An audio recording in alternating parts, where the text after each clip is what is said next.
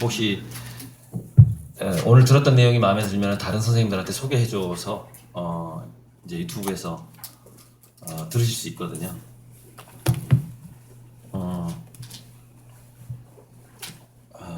제가 이 자리에 이제 서게 된 거는 제가 미술대학을 나온 거하고 깊은 관련이 있습니다.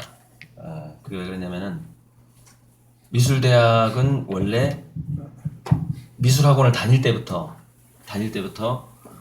그 학원 미술학원 선생님들한테 그 다음에 대학을 가서 교수님들한테 듣는 얘기가 있어요. 일단 작가로 성공하기는 어렵다. 확률은 10,000분의 1 정도 된다. 이 얘기를 듣습니다. 학원 다닐 때부터. 근데 이 확률이라는 것은 굉장히 가혹해요. 무슨 얘기냐면은 그 10,000분의 1이 들지 않으면은 일단은 그림으로서 생계가 불가능하다는 걸 의미하기 때문에 그래요. 9,999명이 불가능해. 그 디자인과를 들어가는 애하고 그냥 순수 회화를 전공하는 사람들의 심리 상태는 굉장히 다르죠. 그러니까 10,000분의 1에 들어야 되는. 근데 우리나라 같은 경우에 사실은 100,000분의 1 정도 돼요. 그러니까 10,000분의 1은 세계 평균이라고 보시면 되고요. 한 100,000분의 1 정도에 들어야지 그림으로 생계가 가능하고. 그럼 우리나라에 수많은 화가들 있죠. 대부분 뭐 이렇습니다. 그 배우자의 돈으로 살거나 아르바이트를 하거나 부모의 돈으로 살거나 다른 직업을 해서 돈을 번 다음에 그것을 재료비에 쏟아 부은 다음에 생활은 굉장히 가난하게 살거나 다 그렇게 살아요. 그림 가지고는 뭐 도저히 해결이 안 되고, 그래서 이제 유럽 쪽의 작가들은 아예 결혼을 포기한다고 하더라고요. 그러니까 지금 우리가 3포세대 그러는데 연애와 결혼과 출산을 포기한 세대라고 하는데, 애초에 우리 화가들은 옛날부터 그래왔어요. 고거도 그랬고, 항상 그 3포, 4포, N포를 각오하는 그 출발점에 항상 있었거든요, 화가들은. 자, 그런데 오늘날 지금 상황이 어떻게 됐냐면은, 제가 이제 마지막에 가운데 도표를 그렸는데, 지금 UN 미래 보고서 2050, 2045에 계속 나오는 게 뭐냐면은, 연도별로 실업률이 그대로 올라갈 거라는 걸 얘기를 하는 겁니다. 그것은 일단 기본이라고 얘기하는 거예요. 무슨 얘기냐면은, 인간은, 자, 올해가 2017년이죠. 2017년에 실업률이 17%고, 2100년에 100%가 될 거라는 거예요. 단지 근데 그 곡선이 항상 이렇게 직선으로 가지는 않죠. 제가 그린 곡선이 몇 개 있는데, 제가 이제 저것이 이제 보편적으로 미래학자들이 추정하는 곡선인데, 아닐 수도 있거든요. 이렇게 될 수도 있어요. 그러니까 실업률이 이렇게 될 수도 있어요.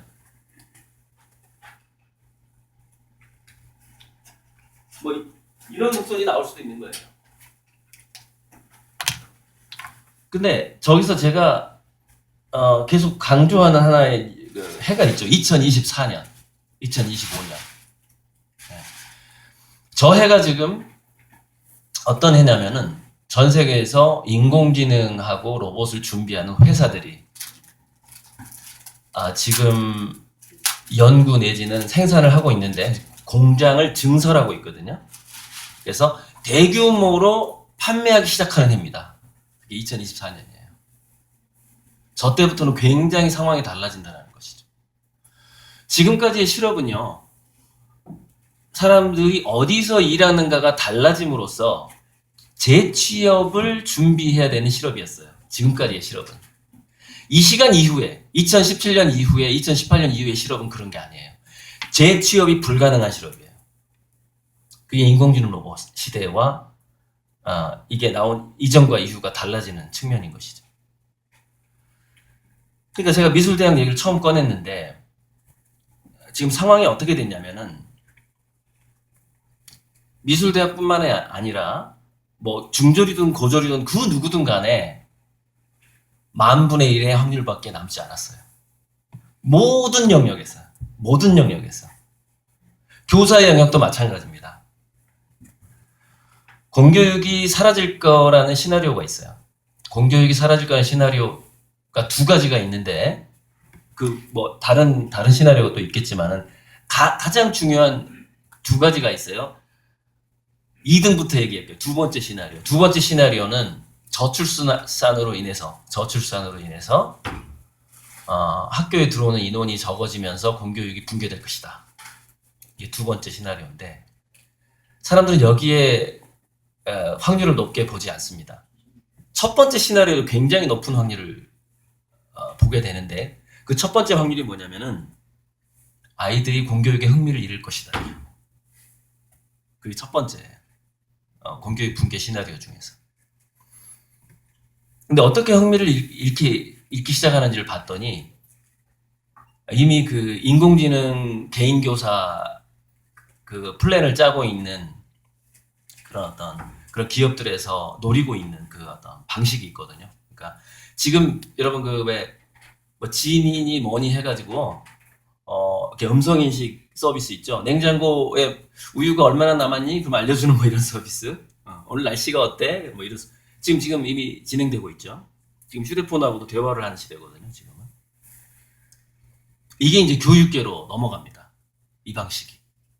그래서 어떻게 되냐면은 1대1 개인 교사화가 되는데 인공지능 회사에서 그 개인 지도 교사, 개인 교사를 어떤 식으로 시나리오를 지금 현재 짜고 있냐면 완벽한 눈높이 교육을 지향하고 있습니다. 그러니까 3살짜리 애한테는 3살처럼 놀아준다는 거예요. 그러니까 3살짜리 애한테는 4살, 5살짜리 애처럼 인공지능이 놀아주는 거예요. 얘가 4살, 5살이 되면 7살, 8살처럼 놀아줘요. 얘가 초등학교를 들어갔어요. 그럼 초등학교 고학년처럼 놀아주고 초등학교 고학년이 되면 중학생처럼 놀아주고 고등학생처럼 놀아주고 이 중에서 얘가 좀 머리가 좋아서 좀 빨리 성장하는 애다. 그럼 대학생, 대학원생처럼 놀아줘요. 인공지능이. 아시겠지만 이 알파고가 이세돌을 이기기 전에 이세돌은 9단이잖아요. 5단들하고 여러 번 대국을 했거든요. 알파고가. 한국에서 이세돌을 하기 전에. 그때 사람들이 왜 이세돌이 인공지능을 이길 거라고 예측을 했냐면 인공지능 이상하게 조금만 잘 두드라는 거예요. 자기가 상대하는 사람이. 왜 그럴까요? 인공지능은 자기 스스로를 자랑하고자 하는 욕구가 없어요. 그래서 결과적으로 이기기만 하면 되는 거예요. 상대방. 그래서 괜히 사람들한테 엄청난 묘수를 보여줘가지고 놀라게 하고 싶다는 욕구가 없어요. 인공지능은. 이기기만 하면 되니까. 이길 수 있는 확률만 계산하는 거거든요. 알파고는. 그래서 이세돌이랑 둘 때만 해도 알파고가 완벽하게 진화하기 직전이었기 때문에 그러니까 인공지능을 바둑으로 이긴 유일무이한 인류가 된 거죠. 이세돌이. 그 이후는 아무도 못 이겼죠. 굉장히 빠른 속도로 발달을 했기 때문에. 근데 알파고 제로는 이제 인간들이 둔 기보를 더 이상 공부하지 않았어요. 그러니까 알파고 제로하고 알파고가 또 바둑을 둬서 알파고 제로가 이겼는데 알파고 제로가 공부한 방식이 뭐였냐면은 인간이라면 아마 바둑을 이렇게 둘 것이다라고 추측을 해가지고 시뮬레이션으로 공부를 해버렸어요. 얘는 인간이 바둑 둔 거를 아예 공부를 안 해버리는 거예요. 뭐 이렇게 두겠지. 자기 혼자서 왜 그 두 가지 역할을 할 수가 있잖아요. 우리 인간도 가끔 그렇게 하잖아요. 그래서 이제는 뭐냐면은 추측이 가능해졌고요. 이게 그러니까 지금 현재는 바둑에서의 그 정도인데 나중에는 이 추측이 가능해진다라는 것은 인공지능이 소설을 쓸 수 있다는 얘기가 돼버리거든요. 나중에 가게 되면. 자 그래서 이제 그렇죠. 공교육 붕괴 시나리오를 마무리를 하자면은 그러다 보니까 늘 자기를 따라다니는 개인 교사가 있는 거예요, 애들이. 그런데 이상하게 이 개인 교사는 내가 뭐에 호기심이 있는지를 늘 알고 있는 거예요. 왜 인공지능은 어떻게 늘 알고 있을까요? 인간의 본능을 공부했고 전 세계에 있는 모든 지식을 데이터로 다 가지고 있고요. 그 중에서 얘가 뭘 좋아할지, 내가 어떤 질문을 해야 이 아이의 호기심을 유발할지가 이미 확률적으로 다 계산이 돼요. 그래서 계속해서 이 아이가 학습에 대한 흥미도를 유지하게끔 이끌고 가버립니다. 그런데 얘가 딱 초등학교에 들어왔네, 학교에. 나한테 1대1로 대화해줄 사람이 일단 없는 거예요. 자, 그럼 여기서 공교육이 어떻게 바뀌어야 될까요? 마치 애완견을 데리고 들어오는 카페처럼 자기 로봇을 데리고 들어올 수 있게 바뀌어야 되는 거죠. 그러면 지적인 대화는 누구랑 하죠? 당연히 로봇이랑 하죠. 선생님이랑 안 하죠. 선생님 역할이 바뀌는 겁니다. 제거일치가 외부 환경의 변화가 내부의 환경보다 더 빨리 변하면 종말에 가까운 것이다라는 명언을 남겼어요. 공교육 내부가 외부가 변하는 것보다 느리게 변하면 그냥 종말로 가는 거예요. 약간 더 빠르게 변하거나 아니면 약간 그걸 따라가야 되거든요. 그래서 자유학기제가 지금 그래서 그런 측면에서 같이 보조를 맞추어 나가고 있는 현재 거의 유일한 제도라고 볼 수 있죠. 공교육 내에서 자유학기제가. 그러니까 인공지능의 그 발달 속도가 너무 빨라가지고, 그러니까 저 깜짝 놀랐는데 현대제철에서 미국의 왓슨을 도입해서 새로운 합금을 생산하는데 성공을 했어요. 이미 산업계에서 새로운 신소재 개발에 인공지능이 들어왔고요. 지금 현재 알파고 제로급의 인공지능들이 지금 연구하고 있는 분야는 과학 분야라고만 뭉뚱그려서 얘기하고 있거든요. 하사 구글에서. 그냥 과학 연구하고 있어요. 이렇게 얘기하고 있어요. 뭐 연구할 것 같아요? 지금 인공지능이? 제 생각엔 100% 신약 연구합니다. 전 세계적으로 가장 돈이 많이 되거든요. 신약을 연구하고 있는 거죠. 신약 후보 물질. 지금 신소재를 연구했고 이미 성과를 내고 있으니까요. 자, 의사가요, 왓슨이라는 그 의학 논문을 전문적으로 읽는, 그러니까 왓슨은 여러 가지 일을 해요. 인공지능이 워낙에 머리가 좋다 보니까. 그 AGI, 보편 인공지능이 된다라는 것은 이제 이렇게 보시면 돼요. 모든 것을 알고 있는 신이 되는 거나 똑같아요. 인공지능이. 그리고 그건 결국에 알파고 왓슨은 저는 통합할 거라고 보고 있거든요. 나중에. 인공지능은. 자, 그런데 이제 이 한 말씀만 드리고, 자유학기제 방향성 뭐 이런 쪽으로 좀 이렇게 좀 강의가 지나가야 될 것 같은데요. 이거 좀 얘기 좀 해주고요. 이제 의사들이 왓슨한테 요즘에 새롭게 이렇게 증가하고 있는 질병이 뭐고 거기에 대한 치료법을 한번 너가 조사를 해서 나한테 결국 A4 한 장에다 정리를 해줘라 그러면은 왓슨이 엄청나게 많은 이제 논문을 검색한대요. 구글의 검색 능력이 너무 좋잖아요. 그래서 예를 들어서 1,000원 줘야만이 볼 수 있는 여러 가지 그런 논문들이 있잖아요. 석사학위, 박사학위 논문들. 우리나라 도서관에도 있잖아요. 그거 원래 다 해킹해버린대요. 근데 거기서 손해보상 소송이 들어오니까, 우리는 원래 이거 1,000원 내야 보는 논문인데, 구글의 해킹 능력이 너무 좋다 보니까, 그냥 내려받아 볼 수 있게 되니까, 그 검색 성능을 낮추느라고 엄청나게 연구를 많이 했다는 거예요. 어떻게 하면은, 다른 국가에서 이걸 1,000원 받고 파는 논문을 긁어오지 못하도록 할까? 이게 더 어려운 문제였다는 거예요. 그 정도로 지구상에 있는 웹상에 올라와 있는 모든 문서를 너무나 잘 해킹을 하는 거죠. 그래서 인공지능이 자기가 뭐 우리나라에 있는 의학 논문을 해킹했다고 공개만 안 하면 되는 거거든요. 그죠? 공개 안 하고 다 보는 거죠. 여러분들이 카톡 나누는 거 있죠? 문자 보내는 거 있죠? 그거 이미 다 알고 있어요, 인공지능이. 네, 구글에서. 안드로이드 쓰시잖아요. 애플폰. 그죠? 다 올라갑니다. 경찰은 의무적으로 문자를 2년 동안 보관하게 돼 있어요. 모든 카톡하고 문자를. 지금은 잘 모르겠는데, 우리가 음성통화 있죠? 이것까지 곧 보관한다는 얘기가 있어요. 전부 다. 범죄 예방을 위해서. 그래서 음성통화든 카톡이든 정말 조심하셔야 됩니다. 여차하면 다 털려요. 고위직으로 올라가실 분은 진짜 더 조심하셔야 되고요. 네, 어쨌건 그래서 왓슨이 이제 의학 논문을 쫙 보는 거예요. 구글에서 이렇게 질병 치료 사례가 몇 건이 올라가 있냐면 30억 건이 넘는데요. 30억 건. 그리고 매년 100만 건 이상의 의학 논문이 쏟아지고 있어요. 그거를 얘는 다 공부하는 겁니다. 그래가지고 요즘에 어디서는 어떤 질병이 늘고 있고 어느 나라에서는 이렇게 하고 있고 거기에 대한 치료법은 이러이러한 것이 되겠습니다라고 정리가 나오는데 문제는 그 인공지능이 왔으니 3시간 동안 검색한 그 의학 기록을 한 인간이 읽으려면 3,000년이 걸린답니다. 3,000년. 이미 공부해서는 게임이 끝난 거예요. 우리는 30년 동안 한 것도 아니에요. 그냥 3,000년. 인간이 3,000년 공부할 거를 얘는 3시간에 하는데 이게 이제 앞으로 3분으로 압축이 되겠죠. 근데 문제는 뭐냐. 그걸 다 읽는 건 무섭진 않은데 요점 정리를 해버린다는 거예요. 이게 무서운 거죠.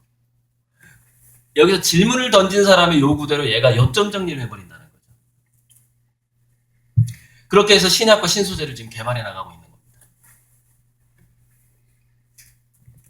그래서 중국에서 최초로 이제 인공지능이 직접 의사 고시를 봐가지고 의사 자격증을 땄어요. 인공지능 의사가. 여러분 중국이요 스위스에서 이제 4차 산업혁명 준비 지수를 OECD 국가를 상대로 준비 지수를 매겼거든요. 그 중에서 중국이 5위로 나옵니다. 5등. 굉장히 지금 현재 중국인들이 내고 있는 특허들이요 미국을 앞설 정도예요. 그 참신성. 전 세계 1위 드론 기업이 중국 기업이에요. 드론 1위 기업이. 드론 나온 지 얼마나 됐어요? 근데 중국이 1위 기업이에요 지금. 전 세계에서 자동화 로봇이 가장 많이 생산되는 국가 중국이에요. 5등이 나온 겁니다. 우리나라가 25위예요. OECD 국가 중에서. 20등의 격차가 있어요. 중국하고. 지금 이런 현실들이 자유학기제 또는 우리 교사들하고 어떻게 연관이 되냐면요.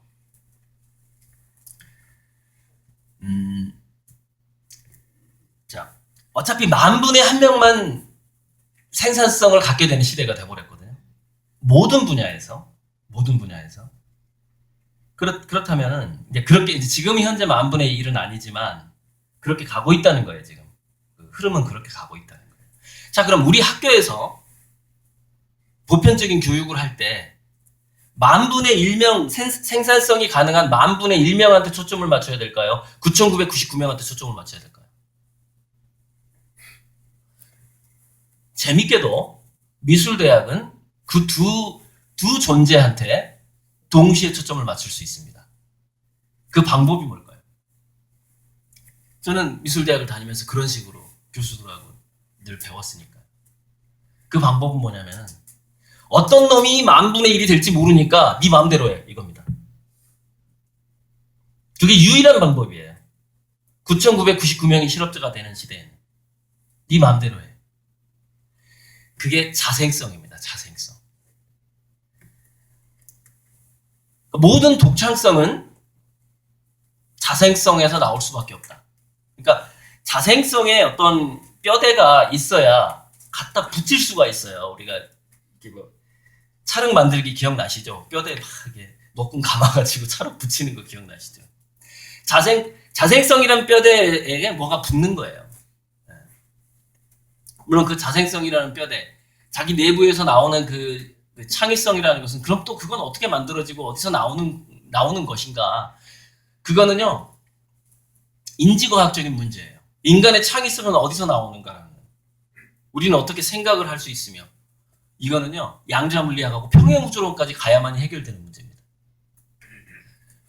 과학자들이 인간 의식과 인간 동기부여와 욕구의 기원을 정확하게 규명을 못했거든요 아직까지. 근데 지금 나와 있는 썰로는 제가 이제 그 분야의 책을 또 많이 봤단 말이에요. 많이 봤는데 지금 나와 있는 썰은 뭐냐면은 답이 이렇게 나옵니다. 인간의 욕구와 의지의 기원은 우주인데 예를 들어서 별빛처럼 이렇게 다가와서 내가 그런 어떤 창의적인 생각이나 독창성, 그 자생성이 나온다기보다는 어떤 식으로 돼 있냐면은, 자, 우주 공간이란 스페이스가 있으면은, 이게, 어떤 정보라든가 생각이라든가 상상의 그 씨앗들이 완전히 꽉 차 있다는 거예요, 이 우주에. 그러니까 이거를 다른 말로 그걸 카오스라고 부르는데 무수한 귀신들이 수많은 상상을 하는 공간이 이 우주라는 결론이 나옵니다. 그렇게 나와요. 그게 이제 그게 양자물리학적인 결론이고, 그래서 엄청나게 많은 그 가능성, 생각들 중에 하나를 우리가 잡아내더라는 거예요. 그 중에서 하나를. 그게 우리의 의식이 되더라는 것이죠. 그게 이제 지금의 그게 결론이에요. 근데 이 결론이 굉장히 중요한 건 뭐냐면은 모든 인간은 자생성의 씨앗을 갖고 있다는 결론으로 연결되기 때문에 그렇습니다. 즉 모든 인간은 네 맘대로 하라고 네 맘대로 한번, 버트런드 러셀이 그랬잖아요. 로맨스 없이는 스타일이 생길 수가 없고 스타일 없이는 뷰티에 이를 수가 없다. 뷰티라는 것은 우리가 진선미라는 어떤 그 마지막 진선미, 선이라는 것은 쓰임새라는 뜻이거든요. 어떤 진실을 바탕으로 쓰임새를 지나서 완성에 이른다. 그게 진선미거든요. 그래서 철학에서 진선미의 마지막 단계는 아름다움을 믿자입니다. 그러니까 미스 코리아하고 좀 반대죠. 자, 그런데 로맨스 없이 스타일이 나올 수 없고 스타일 없이 뷰티, 아름다움이 이룰 수 없다라는 말을 했는데, 바로 저 첫 번째 로맨스가 예를 들어서 동기 2.0, 뭐 동기 3.0 이런 책들을 봐도 모든 인간은 첫 번째 로맨스가 자기 결정성에서 나오더라는 것이죠. 지가 선택한 거에서 나오더라는 거예요. 그 선택이 누구에 의해서 유도된다거나 그렇게 하면은 그 자기가 선택한 것을 이끌고 나갈 에너지를 잃어버리더라는 것이죠. 자유학계자하고증이 지금 맞아 떨어지는 부분이죠. 애들이 선택을 해야 된다는 것이죠.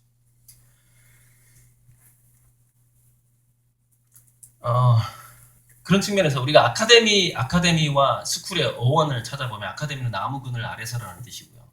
스쿨은 여유라는 말에서 나왔다는 거예요. 어원이 스쿨, 여유라는 겁니다. 한가함. 제가 이제 가끔 학부모 강의에서 그러니까 이거 멘토링이라는 거, 우리가 코칭이라는 거, 멘토링이라는 것이 이루어지려면은 또 이제 뭐 이스라엘의 창의성의 그 바탕에 있는 그 하브루타라는 거, 서로 다른 주고받으면서 다른 의견을 서로 이렇게 질문을 던지고 대답하고 하는 그 방식, 하브루타라는 거. 이런 것이 이루어지려면은 그 상대방하고 친구가 돼야 된다는 거였거든요. 근데 그러니까 계급장이 없어요. 누가 더 높은 지위에 있으면 안 된다는 거예요. 그래서 저는 한국에서는 교사와 학생 간의 하브루타는 좀 불가능하다 봅니다. 우리 한국인의 그동안의 역사적인 그런 관념이나 어떤 유교적인 역사라든가 이런 걸로 봤을 때 한국인들은 자기 두뇌 속에서 계급장을 지우지 못하더라는 것이죠. 이게 한국 대기업에서 실험을 해봤잖아요. 삼성에서 실험했죠. 거기 이제 과장, 부장 다 없애고요. 그러니까 한국 기업에서 2군데서 실험을 해봤어요. 전부 영어 애칭으로 불러라. 이제 호칭 없다. 데이비드, 탐, 뭐 그런 기업이 있었어요, 한국에서. 그다음에 삼성은 뒤에 있는 그 직함을 다 빼라. 그래서 2프로, 김프로님, 2프로님 이렇게 불러요. 답 뒤에 프로님을 붙였어요. 그리고 프로를 빼도 된다. 그냥 님을 붙이게 했어요. 이름을 부르게 했거든요. 그래도 두뇌가 안 바뀌어요. 왜 다 알고 있거든, 누가 누군지. 누가 내 상사인지 알고 있거든요. 조직 전체가 패러다임을 바꾸지 않는 한 우리가 이름을 바꾼다고 그게 되지는 않거든요. 자, 여기서 뭐 때문에 그 님이라고 이렇게 할 때 뭐 때문에 한국인들은 하브루타가 안 될 거예요? 동등한 평가의 자격이 없기 때문입니다. 동등한 평가의 자격이 없다. 마지막에 이거 자소서 쓸 때는 선생님이 쓴다라는 거죠. 네. 그래서 애들은 알아서 기게 된다. 알아서 기게 된다. 네.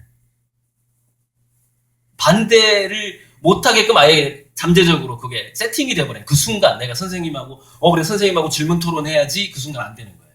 왜? 선생님이 친구가 아니니까. 친구의 조건은 뭐냐? 부모도 마찬가지거든요. 저는 이제 그래서 부모가 됐든 교사가 됐든 이건 이제 뭐 농담 반 진담 반인데, 우리나라에서는 2가지 금지법을 새로 제정을 해야 되는데, 부모의 진로지도 금지법. 부모가 절대 자식의 진로지도를 하면 안 된다. 그러니까 우리나라가 지금 성장하기 위해서는 그 두 가지 법이 반드시 필요하다는 이제 제가 화두를 던지는 거예요. 또 하나, 교사의 교육금지법이에요. 교사는 절대 교육을 하면 안 된다. 4차 산업혁명 시대에는요, 과거의 방식대로 교육받은 사람이라든가 과거의 방식에 젖어 있는 사람이 새로 성장하는 두뇌를 만지는 순간 부작용이 생겨요. 좋은 거는 거의 없다고 보시면 돼요. 갈수록 좋은 게 없어요. 만지는 순간 부작용이 생깁니다.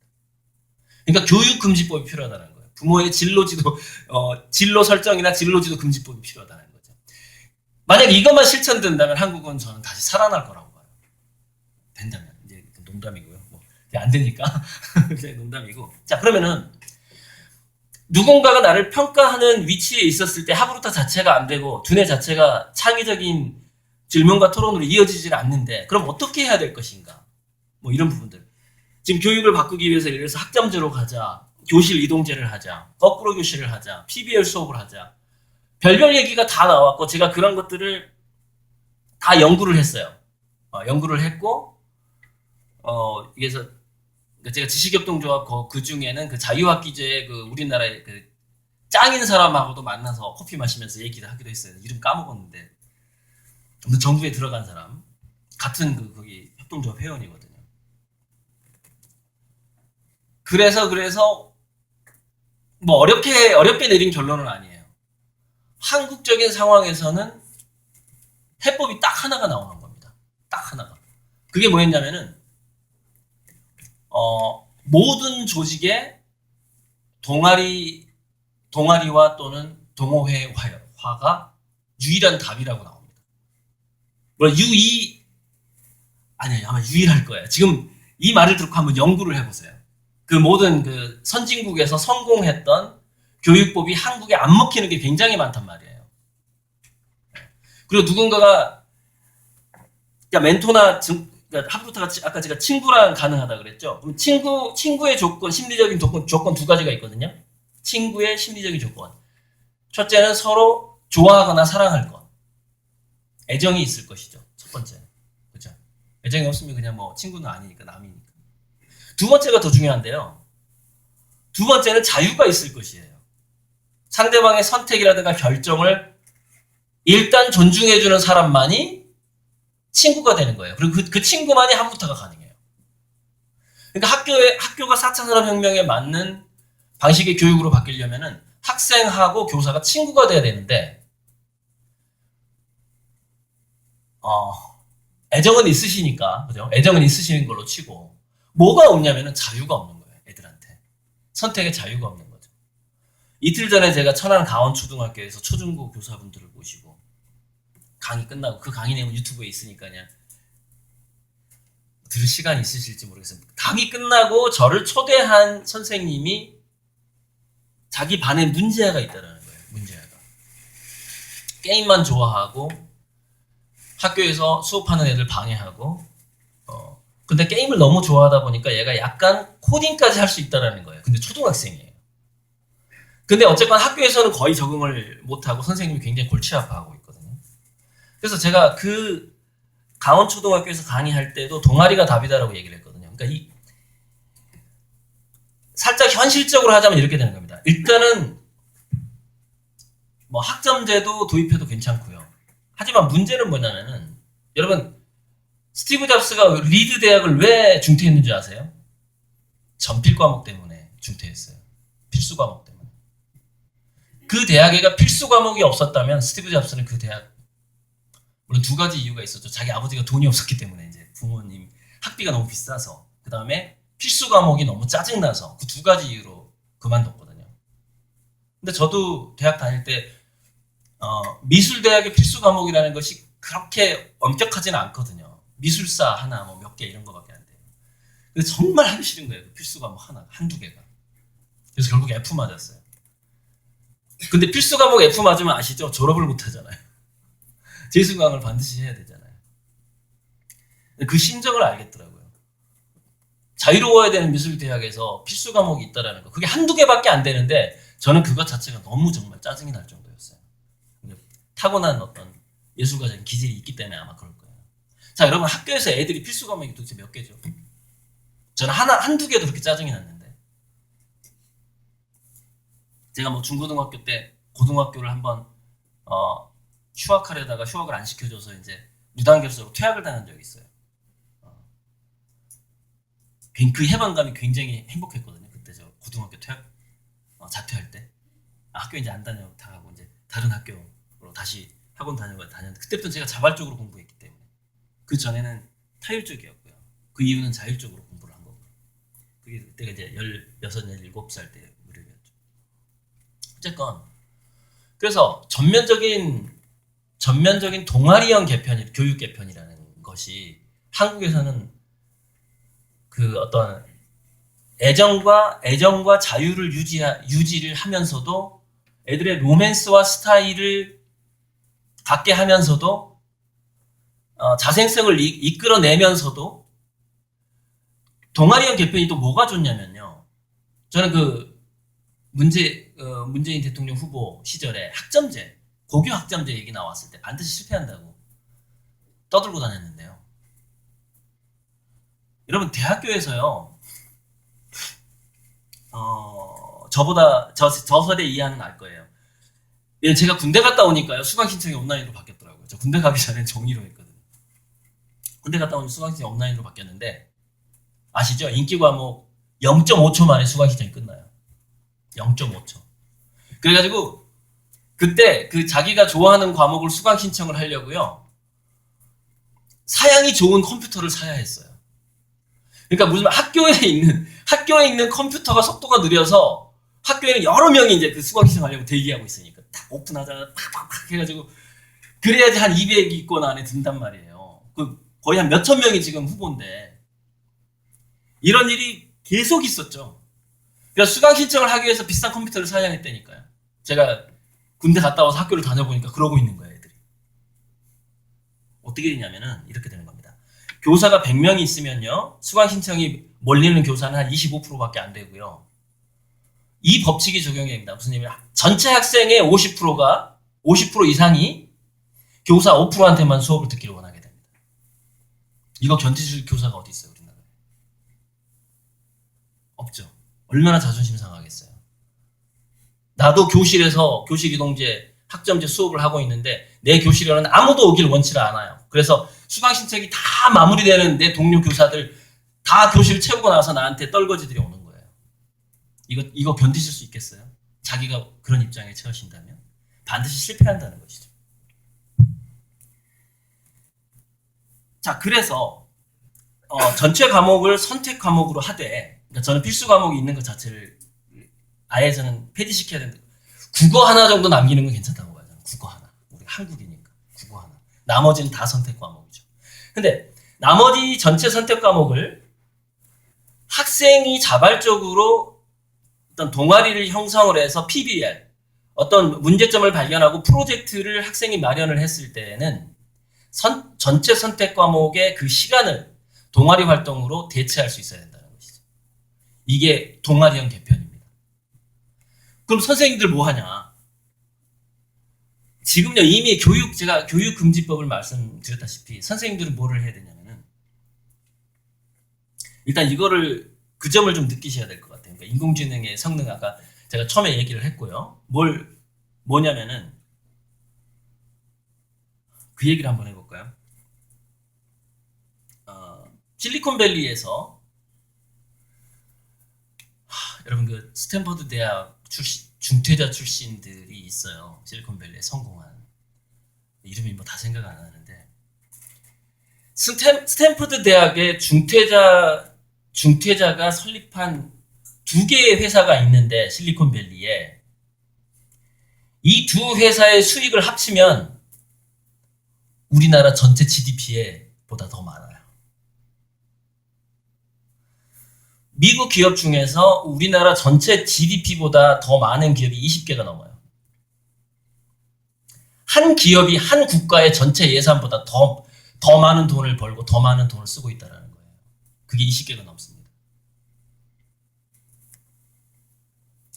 그래서 그 실리콘밸리에 가서 어떤 교수가 비벳 와드한가 뭐 아무튼 그 교수가 여러 가지 걸 조사를 하는데 실리콘밸리의 미국에서의 명문대 출신이 몇 프로인 걸 조사를 해봤어요. 그랬더니 6%가 나옵니다.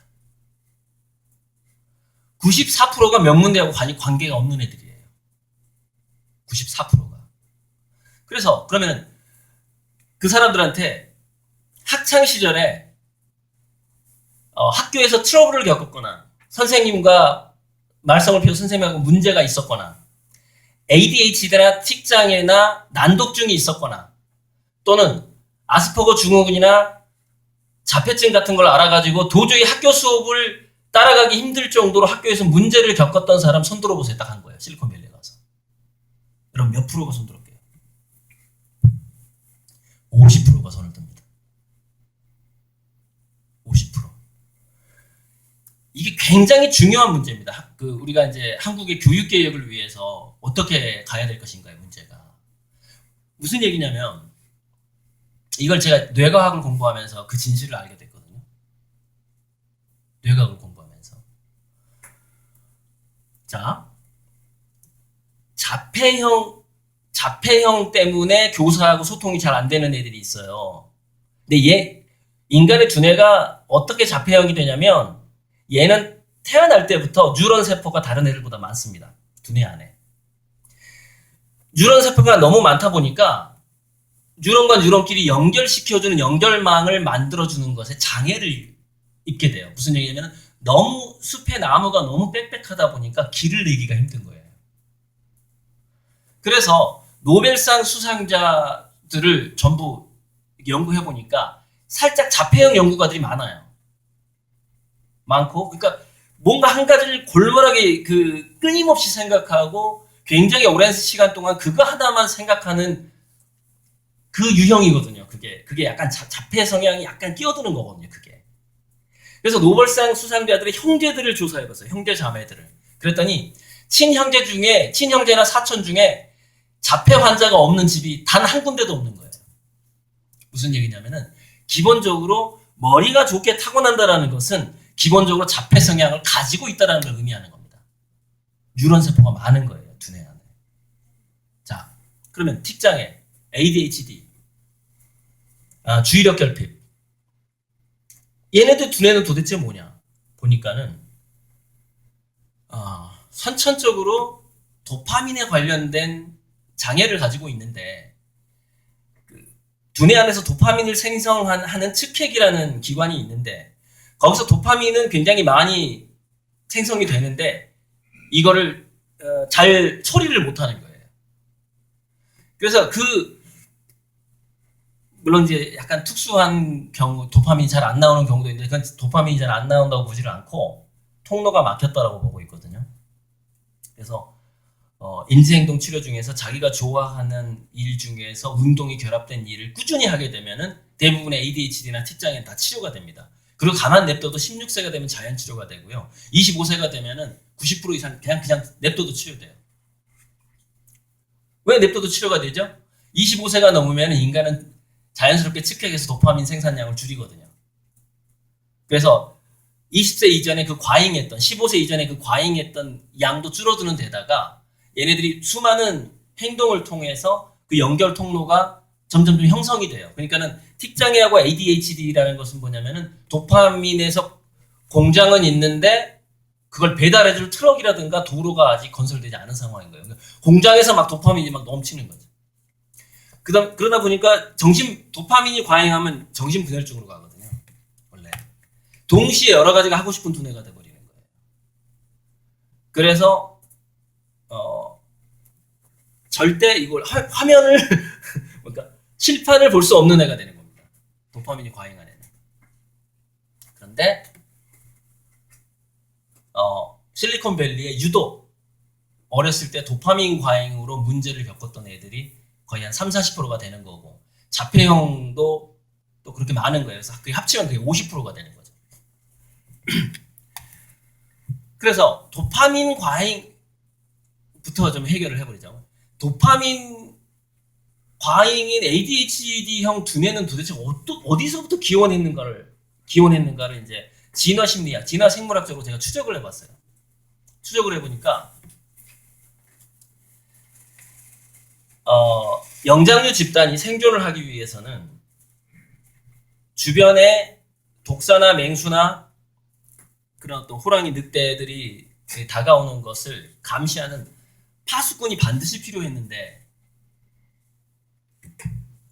그 파수꾼 두뇌는 기본적으로 두뇌에 도파민이 많아야 되고 어떤 한 군데 오랫동안 주의를 하면은 그 집단이 위험해져요. 그래서 그 파수꾼 두뇌들은 그러니까 각성작용이 있으니까 늘 잠을 덜 자야 되잖아요. 그죠? 잠을 잘 이렇게 쉽게 조는 사람이면 안 되잖아요. 그러니까 도파민이 과잉한 거예요. 각성물질 중에 하나예요, 도파민이. 그리고 수시로 여러 군데 주의를 줘야 돼요. 왜냐면 어디서 어떤 위험이 닥칠지 모르니까. 그래서 두뇌 전체가 좀 풀로 가동되는 측면이 있어요. 그래서 ADHD형은 이렇게 절대 같은 자세를 오래 못 있어요. 항상 두리번거립니다, 애들이.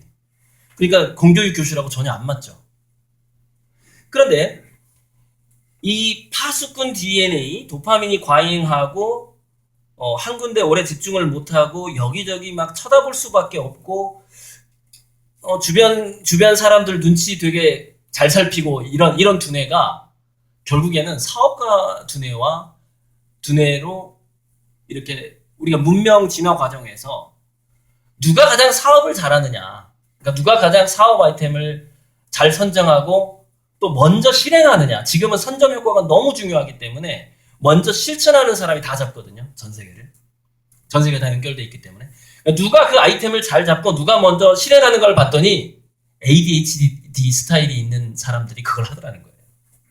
그래서 실리콘밸리에서 ADHD형 두뇌가 그렇게 많은 겁니다. 그들이 선점했기 때문에. 물론 미국이라는 특수성도 있죠. 인프라가 좋으니까요. 투자 인프라도 좋고 여러 가지. 자, 그럼 우리 한국 어떻게 할 것인가, 한국. 자, 한국 교실에서 그렇게 산만하고 이것저것 막 하고 싶어 하는 애들을 실리콘밸리의 그 창업자로 키우고 있는가, 한국에서. 그 두뇌는 분명히 사업가의 두뇌로 타고났는데 다 문제화가 되고 있다는 거죠, 한국 교실에서. 그런 애들을 구제할 방법이 동아리라는 거예요. 그런 애들을. 그래서 저는 동아리 가면 그러면 애들이 다 예체능만 하고 뭐 만들기만 하고 그럴 텐데 어쩔 수 없어요. 뭐 운동하고 이런 거 좋아할 텐데 냅둬야 돼요. 수많은 동아리 중에서 이런 동아리도 있을 수 있는 거예요. 연대 의대반, 또는 서울대 공대반. 서울대 공대반 동아리가 초등학교 있으면 안 되나요? 그죠?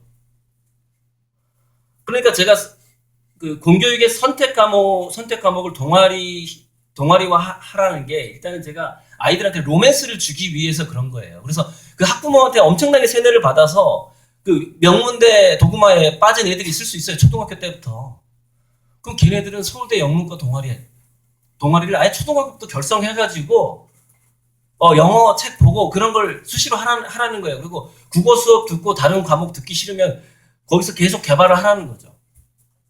그러니까 동아리화 된다고 해서 공교육이 사라지는 게 아니에요. 그러면은 물론 예체능에 편중될 가능성은 아주 많습니다. 나이가 어려서.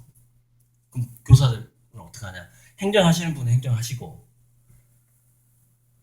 교육금지법 말씀드렸잖아요. 교육금지법. 교사도 교사 동아리를 만들어야 돼요. 모든 학교에서. 그리고 아까 제가 누군가가 나를 평가하는 입장에 있을 때 그 사람과의 동등한 하브루타 대화는 불가능하다고 그랬잖아요. 교사들도 학생들이 결성한 동아리에 함께 참여를 하는데 거기서 어떤 평가할 일이 있으면은 동등하게 한 표로 평가를 해야 돼요. 동아리 7명이다. 그러면 내가 딱 들어가서 8명이다. 8분의 1인 거예요. 교사의 권한도. 나는 우리 동아리 중에서 그래서 동아리가 이제 연합이 되게 되는데 초중고등학교, 그 다음에 대학교, 그 다음에 학회, 포럼, 기업, 마을기업, 사회적 기업, 마을학교, 대안학교, 전체 사회하고 학생들의 모든 동아리는 서로 연결점을 가지고 있어야 되고 거기서 다음 단계로 가는 뭔가 단계들을 설정이 돼야 되고 그걸 교사분들이 도와줘야 되는 것이죠. 학교에서.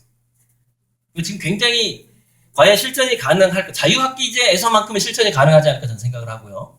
그 다음에 어떤 특정 몇몇 중학교에서 학생들을 골라받을 수 있게 뭐 요구를 한다든지 해서 약간 혁신학교 대안형으로 해서 어느 학교만큼은 동아리 중심으로 돌아가는 학교들이 법이 바뀌지 않은 법률 내에서 가능하지 않을까라는 저는 생각이 들거든요. 물론 제가 그 내부자가 아니니까 좀 정확히 모르겠습니다만 실천적인 방법은 그렇게 해서 기업 포럼 학회 또는 교사 동아리와 학생 동아리의 어떤 연결점이 만나면은 같이 한번 모여서 또 토론을 할 수 있고 뭐 이런 어떤 이렇게 만나기도 하고 저렇게 만나기도 하고 그래서 로맨스하고 스타일로 뭉친 그룹들이 많아지게 하는 것이죠. 아까 제가 그 강원초등학교 이후에 코딩을 좋아하고 게임만 좋아한다는 학생 때문에 그 담임 선생님이 굉장히 저한테 상담을 마지막에 강의 끝나고 요청을 했는데 제가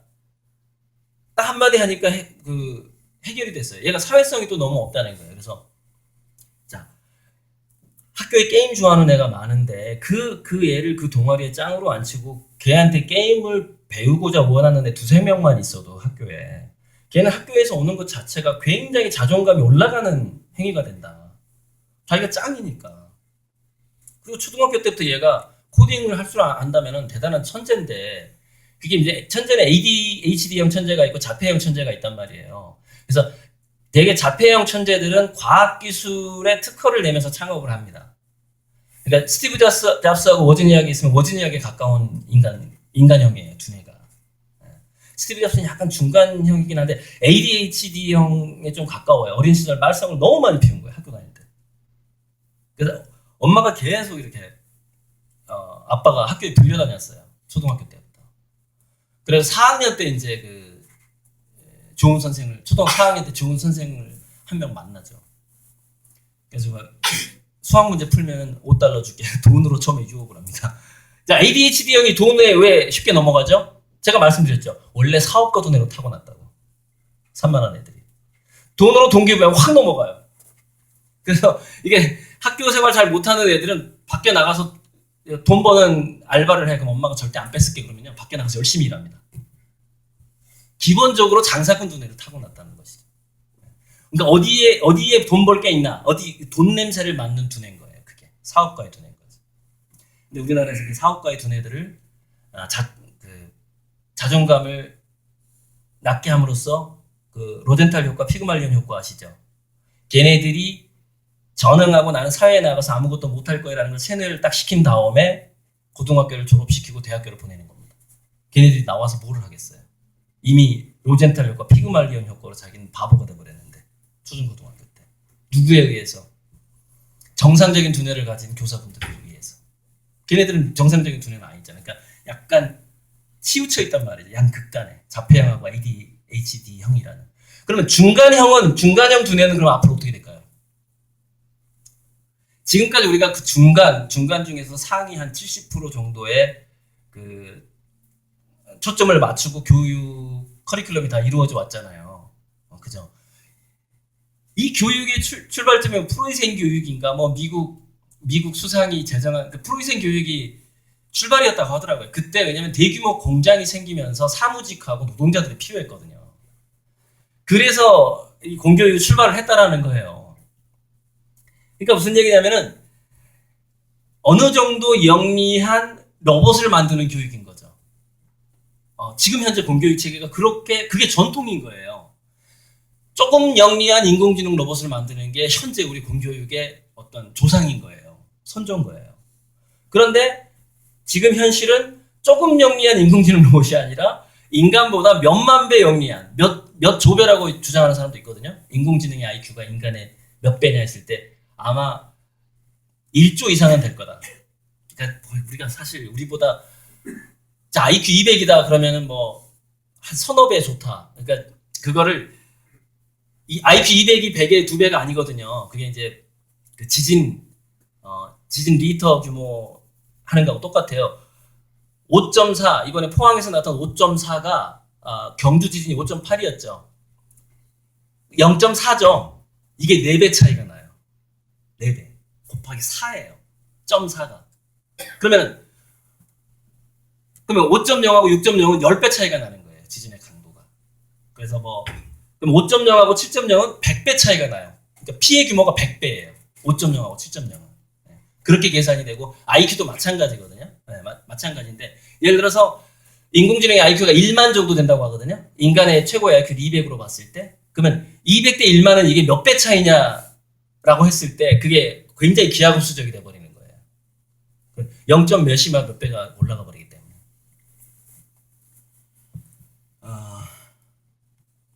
그래서 제가 한 템포 쉬기 전에 이제 이걸 저쪽 거를 마무리를 해버리자고요. 그래서 우리 학교가 어떻게 해야 될까? 우리 아이들이 미래 학교형 어포던스라는 것은 누군가가 그 환경에 들어갔을 때 최근에 그 행동경제학에서 나온 그 너지 개념이거든요.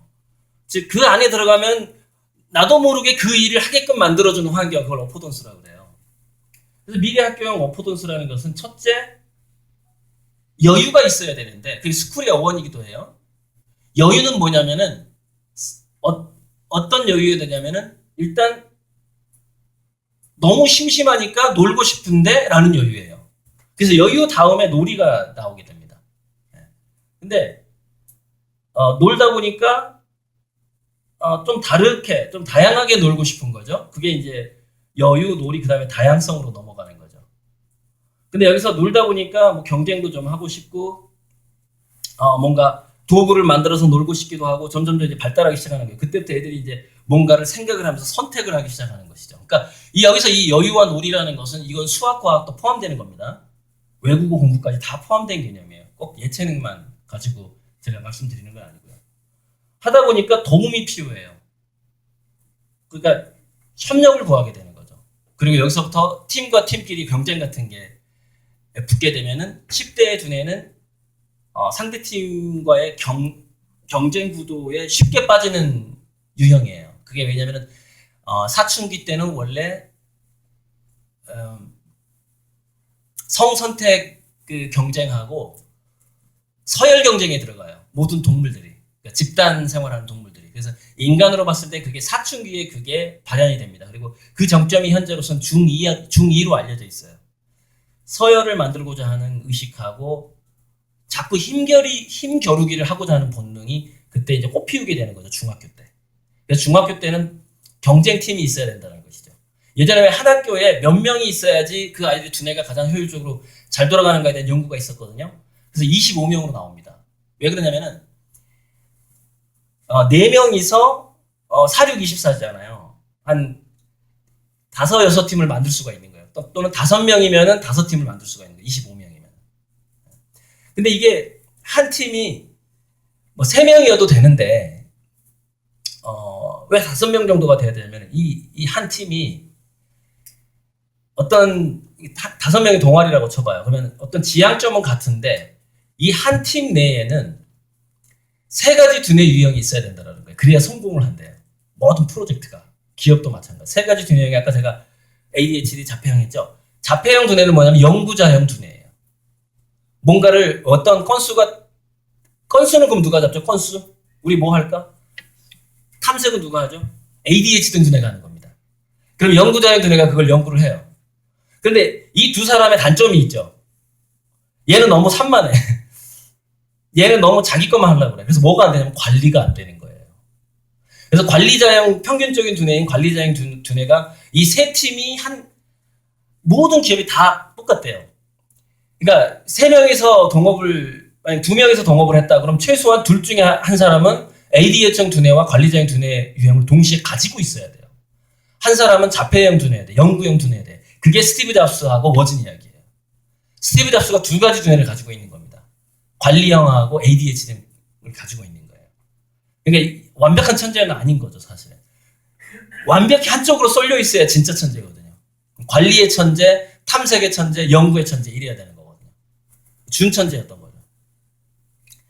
그래서 세 명을 팀을 꾸려버리면 그게 두뇌 유형이 균형 잡힐 확률이 떨어져 버리는 거예요.